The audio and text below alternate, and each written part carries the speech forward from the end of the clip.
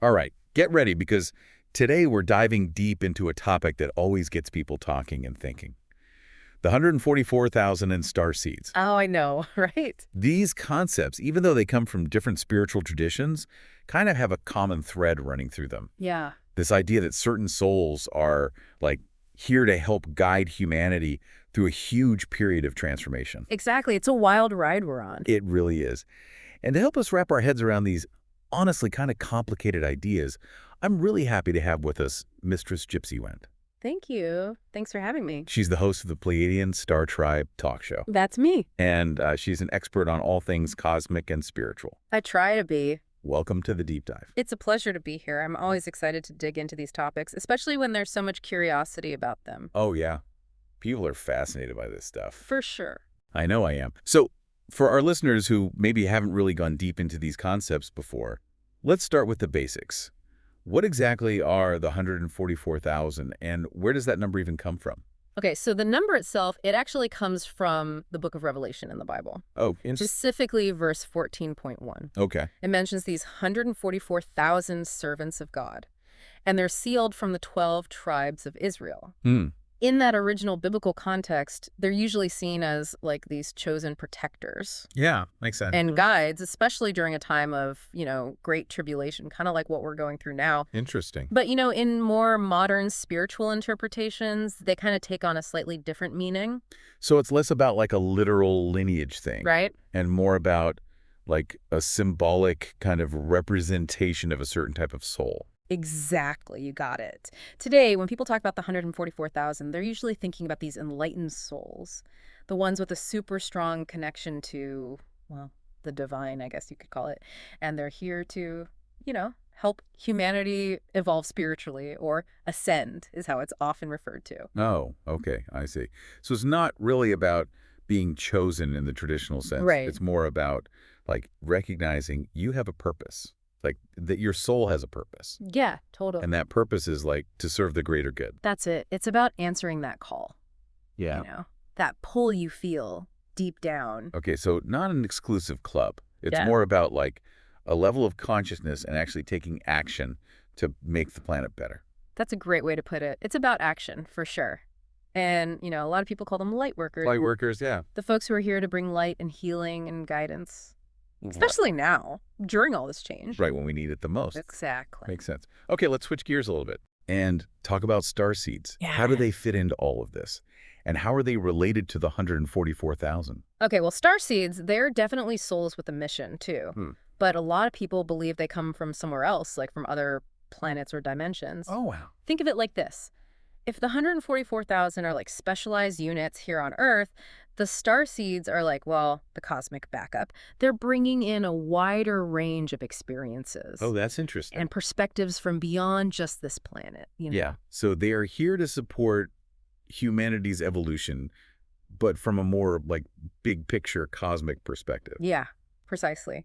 They're carrying wisdom and knowledge from other worlds, other realms of existence even. Wow. They're here to be that bridge between like the earthly and the cosmic, help us expand our awareness and see what we're truly capable of. That's fascinating. But okay, if they're from other planets or dimensions, wouldn't they stand out? Wouldn't they feel different from people born and raised here on Earth? You're absolutely right. They totally do. Starseeds often talk about feeling like they don't belong, like they're outsiders looking in. Yeah. It's like, carrying memories, even if they're just faint impressions or feelings of a completely different reality. Yeah. Wow. A world where telepathy is totally normal or where connection to nature is everything. A place where, well, the very fabric of existence vibrates differently. That's wild. Be like, Yeah. try to fit a square peg into a round hole. Exactly. Constantly feeling like your inner world and like everything around you just doesn't match up. Totally. Like speaking a language no one else understands. And, for young starseeds especially, it can be so confusing and isolating. They might feel like there's something wrong with them, Oh, yeah, for sure. like they're broken or something, because they just don't fit the mold. That's got to be tough for a kid. Yeah. Feeling so different and not even knowing why. How does this otherness usually show up in their lives? Well, a lot of times it's a super sensitivity to energies and emotions. Oh, interesting. They might be empaths, picking up all the feelings of people around them. Or maybe they're just really intuitive, picking up on those tiny cues and information that other people miss. Wow. which can be a real gift, but it can also be a lot, you know? Yeah, I bet.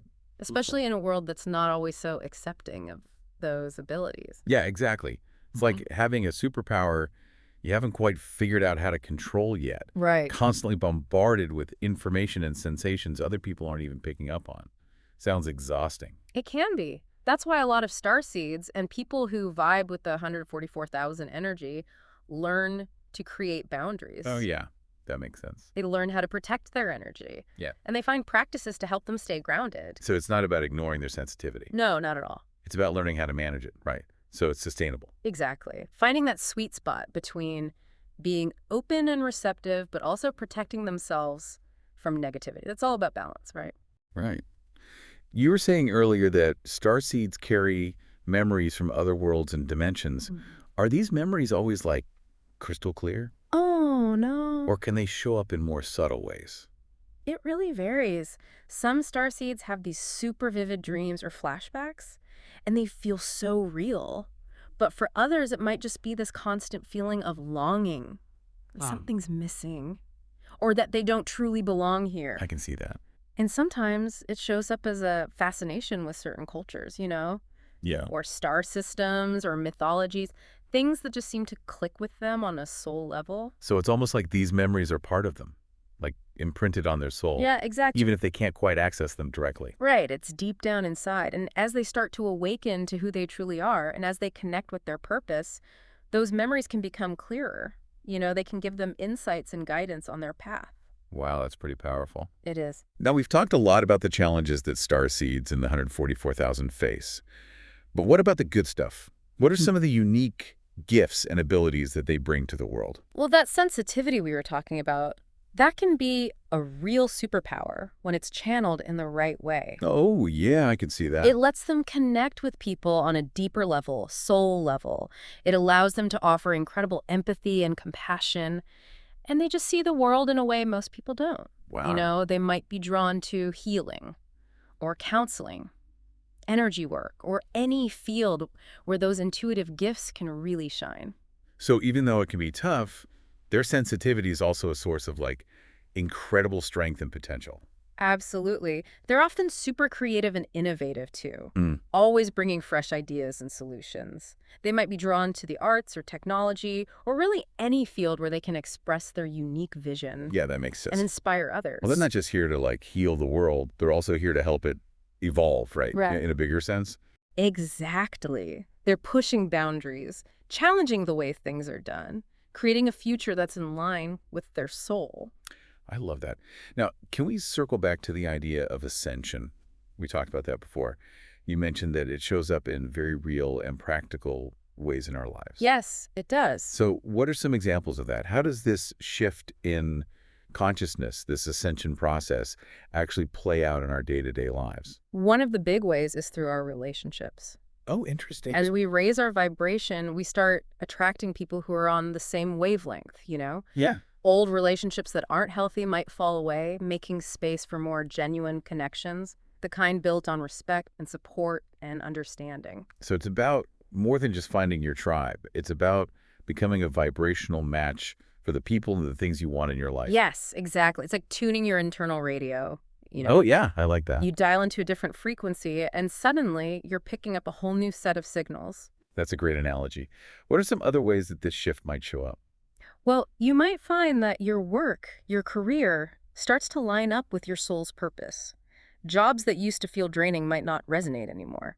And you might feel drawn to work that feels meaningful, Right. like it's in line with your values. So ascension can affect our work too, Yeah. right? Yes, It absolutely. guides us towards work that feels more like, well, a calling, Yes, not just a job. that's it. And when we step into that alignment, what often happens?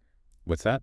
Opportunities and resources seem to just show up, Oh, wow. like out of nowhere. It's like the universe is saying, hey, you're on the right path. I gotcha. That's incredible. It is. It sounds like this shift in consciousness can really have a ripple effect. Yeah, oh, It yeah. changes our inner world, but also our external reality. Absolutely. Another way it shows up is in how we see the world. You might start noticing beauty and meaning in places you never saw it before. Maybe you feel more connected to nature, or to animals, or even to the planet itself. So it's not just about changing ourselves. It's about seeing everything differently, Yes. seeing the world through a different lens, through a lens of love Hmm? and connection and wonder. That's beautifully put. And, as our perception shifts, we start to feel more peace, more joy, more fulfillment, even when life gets tough. That sounds really empowering. But Yeah. I'm guessing this shift doesn't happen overnight, right? It's a process. You got it. It's definitely a journey. What are some of the stages or milestones people might experience on this path of ascension? Well, it's important to remember that everyone's journey is different. There's no one-size-fits-all map to ascension. But usually there's some common themes and patterns that come up as we wake up to who we really are and connect with our purpose. So it's less about following step-by-step Yeah. instructions and more about paying attention to the signs and Exactly. the synchronicities, You right? got it. One of the early stages often involves like a lot of questioning and searching. Oh, yeah, that makes sense. You might start feeling unsatisfied with the way things are. Like there's got to be more to life than what you've always been taught to believe. Like a kind of restlessness. This Yes. longing for something deeper, something that feels true to you. That's exactly it. And that usually leads people to explore different spiritual paths, Hmm. different philosophies, practices. They might try meditation or yoga or energy healing, anything that calls to them, It's really. like a cosmic scavenger hunt, I like that. trying different keys until you find the one that unlocks the door to, like, your higher self. That's a great way to put it. And as you go deeper into your spiritual practice, you might start noticing synchronicities. Synchronicities, Those right? meaningful coincidences that feel like they're guiding you. Maybe you meet just the right person, or you find a specific book, or you end up in a situation that feels, well, divinely orchestrated. Yeah. Like the universe is whispering to you, hey, you're on the right track, keep And going. send you little winks. Yeah, Right. exactly. And those synchronicities, they're often like little confirmations. Yeah. You're like, hey, you're doing great, keep going. Like you're on the right path. I imagine this whole awakening process, though, isn't always easy. Are there challenges, Oh, yeah. obstacles that people might run into along the way? Definitely. As you start letting go of old beliefs and patterns, you might feel some pushback from your ego, maybe, Hmm. or from people around you who aren't so comfy with you changing. You might have to face fears, doubts, those limiting beliefs that try to hold you back. So it's like a cosmic detox. Ah, I love You're them. releasing what no longer serves you to make space for something new and bigger. That's a really powerful way to put it. And, as you navigate those challenges, it's so important to remember that you're not alone. Yeah. You can rely on your spiritual practices, connect with a supportive community, and trust that, well, you have the strength and the guidance to get through anything. It's so reassuring to hear. Now, what about those later stages of ascension? What might someone experience as they start to really integrate those higher frequencies and like truly live their soul's purpose? As we align more with who we really are, we might feel a greater sense of peace and joy and purpose. Our relationships become deeper and more fulfilling, and our work flows more easily. It's like we're finally in the right place at the right time. It's like everything clicks into place. Yes. You're finally living in alignment with like your soul's blueprint. Exactly. And that alignment brings this deep sense of fulfillment, Yeah. and satisfaction. You might also find your intuition gets stronger and you feel more connected to the divine, which helps you navigate life more gracefully and easily. So it's not just about reaching a destination. It's about a way of being, a state of consciousness that affects everything. That's a beautiful way to say it. And as more and more people start waking up and going on this journey, we create a more harmonious and enlightened world together. That brings us back to the idea of a new earth that you talked about earlier. It sounds amazing, a world where peace and harmony and abundance are just like the norm.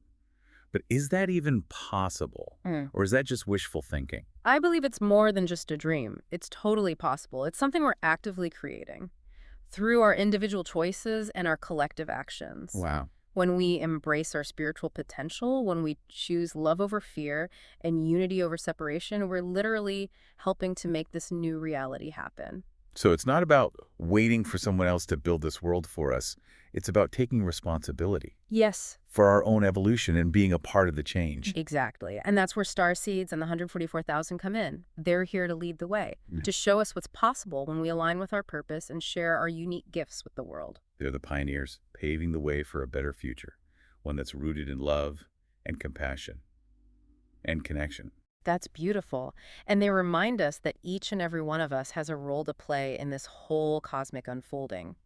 Whether you identify as a starseed, as part of the 144,000, or simply as a soul on a journey of awakening, your light matters. It really does. Every act of kindness, every connection we make, every choice to be our best selves contributes to making the world a more beautiful and harmonious place. That's such an inspiring message. Thank you so much, Mistress Gypsy Wind, for sharing your wisdom and insights with us today. This has been an incredible deep dive. It's been a pleasure. Thank you for having me. And to our listeners, remember, you are powerful beyond measure. Yes, you are. Embrace your unique gifts, shine your light, and trust your journey. Until next time, keep exploring, keep asking questions, and keep diving deep. Welcome back. Before the break, we were talking about starseeds and the 144,000. Yeah, those folks who are like guides and teachers during these crazy times. Right, and how they often feel kind of like they don't fit in. Like outsiders. Totally. And that outsider feeling can be really intense for starseeds. Imagine carrying around memories, even if they're just like faint impressions or feelings, of a completely different reality. A world where things are, well, just different. Like how different are we talking? Think like telepathy being normal, or your connection to nature being like the most important thing, or even just the way existence itself like vibrates at a different frequency. Wow, that's hard to even wrap my head around. It's a lot, right? Yeah, it would be like trying to fit in where you just don't belong. Exactly. Like speaking a language nobody else understands. And for young starseeds, it can be especially tough, or really confusing and isolating. They might feel like there's something wrong with them. Oh yeah, of course. Like they're broken because they don't fit the mold. That's got to be so hard for a kid. How does that otherness usually show up in their lives? Well, a lot of times it's this heightened sensitivity to energies and emotions. Oh, yeah. They might be empaths, so they absorb everyone else's feelings. Oh, Or maybe they're super intuitive. They pick up on stuff that other people totally miss. interesting. And that can be awesome, but it can also be overwhelming, Yeah, for sure. especially in a world that, well, doesn't always get it. Yeah. It's Yeah. like you have the superpower, but you don't know how to use it yet. Right. So you're constantly getting hit with all this information and feelings.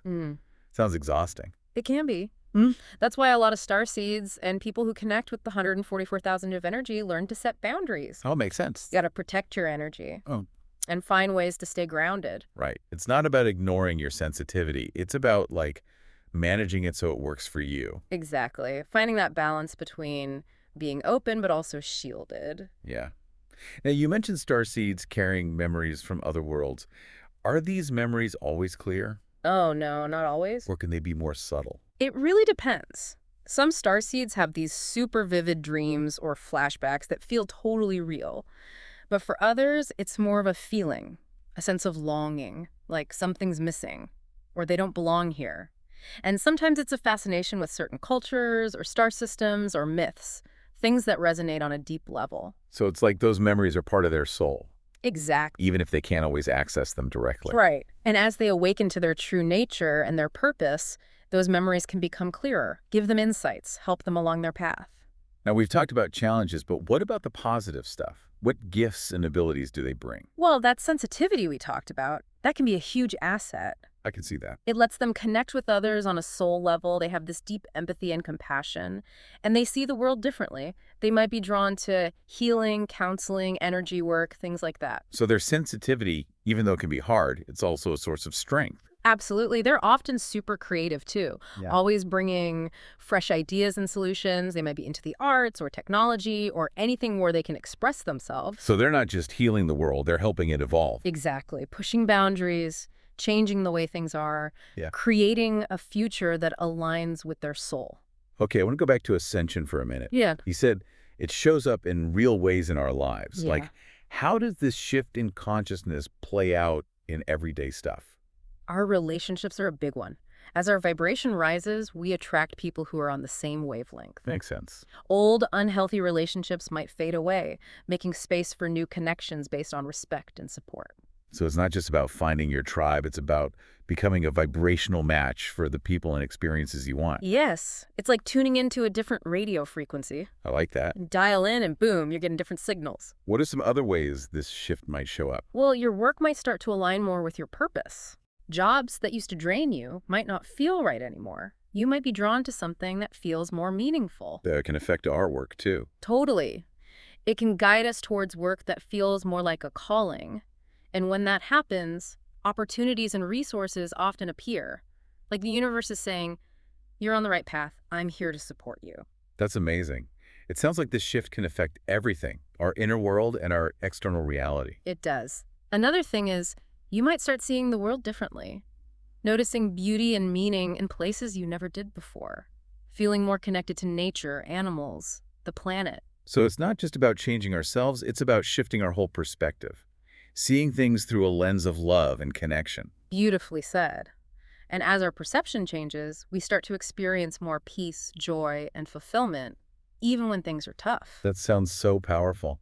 But this shift, it doesn't happen overnight, right? Right. It's a Yeah. process. What are some of the stages people might experience? Well, it's important to remember that everyone's journey is unique. There's no one-size-fits-all roadmap. But there are some common themes that pop up as we awaken to who we are and connect with our purpose. So it's not about following a set of instructions. It's more about noticing the signs along the way. Yes.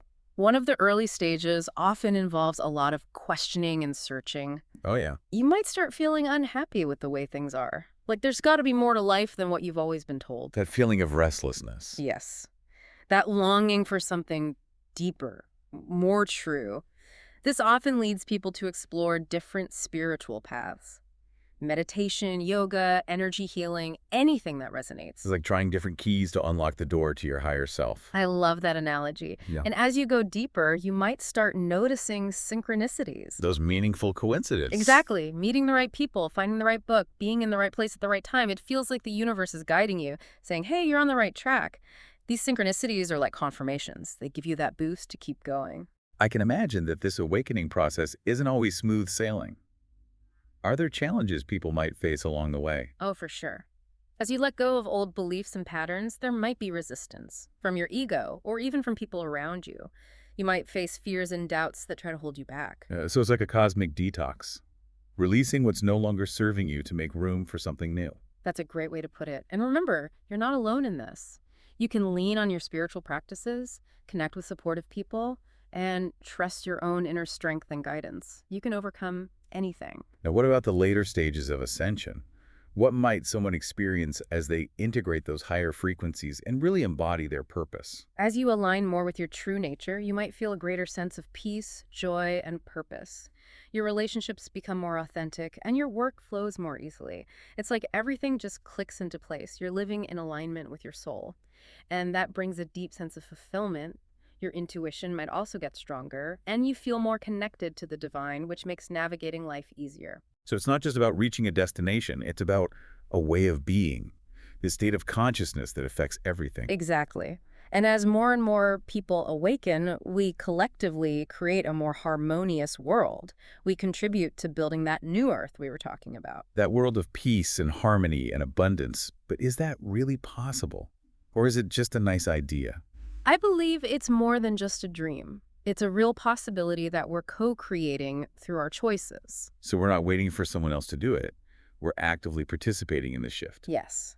And that's where Starseeds and the 144,000 are so important. They're leading by example, showing us what's possible when we align with our purpose and share our gifts with the world. They're the pioneers, paving the way for a future based on love, compassion, and connection. And they remind us that every single one of us has a role to play in this whole unfolding. Whether you identify as a starseed, as part of the 144,000, or simply as a soul on a journey of awakening, your light matters. Every act of kindness, every connection, every choice to be your best self, all of it contributes to creating a more beautiful world. Welcome back to the Deep Dive. We've been exploring some pretty profound concepts today. We have Starseeds, the 144,000, this whole idea of ascension. It's fascinating stuff. It really is. And, we were talking before the break about how this shift in consciousness, this ascension process, it shows up in our lives in like real practical ways. Right, like in our relationships, our work, even just how we see the world. It's not just some abstract concept. Exactly. And you mentioned that there are different stages or milestones along this path. Can you tell us more about that? Like, what can someone expect as they move toward this higher state of consciousness? Well, everybody's journey is unique. There's no like one size fits all guidebook to No. ascension, but there are some common themes, some patterns that come up as people awaken to who they are and their purpose. So it's less about following a set of rules and more about paying attention to the signs. Exactly. It's about trusting your own intuition and your own experience. Makes sense. And often one of the first stages is like a period of questioning, of searching. Yeah, I can see that. Like starting to feel dissatisfied with the way things are, Right, exactly. Like there's got to be more to life than this. than what we've been told to believe. Exactly. And that often leads people to explore different spiritual paths, Yeah, different philosophies, different ways of connecting. They might try meditation or yoga or energy healing, all sorts of things. like trying on different hats, Yeah, kinda. seeing what fits, Hmm. until you find what resonates with you. Exactly. And then as you go deeper into your practice, you might start to notice synchronicities. Those meaningful coincidences. Yes. You meet the right person at the right time, or you find a book that speaks directly to you, or you end up in a situation that feels, well, almost like it was meant to be. Like the universe is conspiring to help you along. Exactly. And those synchronicities can be so affirming. Yeah, They're like little winks from the universe, like, hey, you're on the right track. Keep going. I love that. Yeah. But I'm guessing this whole awakening thing, it's not always easy, is it? Oh, no, not always. It can be challenging. Are there obstacles that people might encounter along the way? Absolutely. As you start to let go of old beliefs and patterns that no longer serve you, you might feel some resistance Yeah, from your own ego, maybe, or even from people around you who aren't quite ready for you to change. I can see that. And there might be fears and doubts, those limiting beliefs that try to creep back in and hold you back. It's like you're shedding a skin, right? Yeah, And it can be uncomfortable. exactly. Hmm. But it's so worth it. And it's important to remember that you're not alone in this process. You can lean on your spiritual practices, connect with a supportive community, and most importantly, trust in your own inner strength. You have everything you need to get through it. That's good to hear. So what about the later stages of this ascension process? What can someone expect as they really start to integrate these higher frequencies and embody their soul's purpose? Well, you might experience a profound sense of peace Mm. and joy and purpose. Your relationships become deeper, more authentic. Your work might feel effortless, like you're finally in the right place at the right time. It's like everything just clicks into place. You're living in alignment with your soul. It sounds amazing, like you're Yeah. finally home. It is. And you might also notice your intuition becoming stronger. You feel more connected to something bigger than yourself. And that makes navigating life so much easier. So it's not about reaching a destination, really, is it? It's about a way of being. Yes, exactly. And as more and more individuals embark on this journey collectively, we create a more harmonious world. We start to build that new earth that we've been talking about. That world of peace and harmony and abundance. It sounds beautiful, but is it really achievable? I truly believe it is. We're co-creating it with every choice we make. So it's up to us. It is.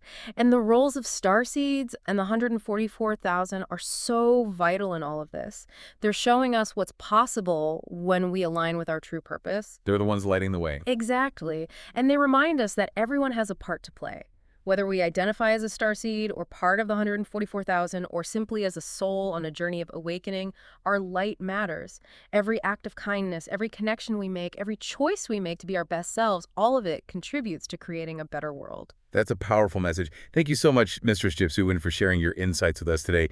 This has been a truly enlightening conversation. It's been a pleasure being here. Thank you for having me. And to all our listeners, remember, you are powerful beyond measure.